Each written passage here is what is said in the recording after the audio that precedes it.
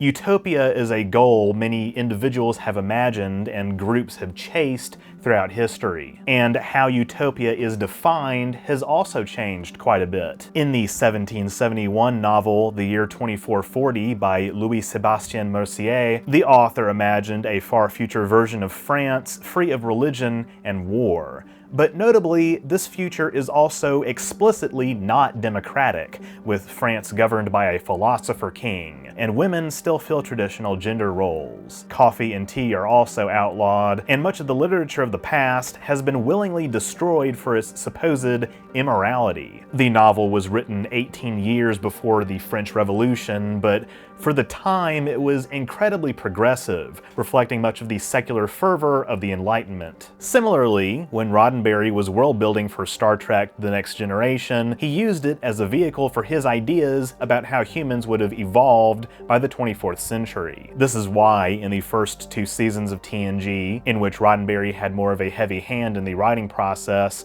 conflict hardly exists between the human members of the Enterprise crew, only with outsiders. But even after Roddenberry took a step back and the likes of Rick Berman, Ronald D. Moore, and Brandon Braga took over creatively, humans were still written to act a certain way. Throughout 90s Trek, humans in the future, even if they do have interpersonal conflict, eventually become the bigger person and come to an understanding with their peers. If real life worked like this, I think we can all agree that the world would be a better place, but unfortunately, that is not the world that we live in. If everybody fried their food, there would be no war.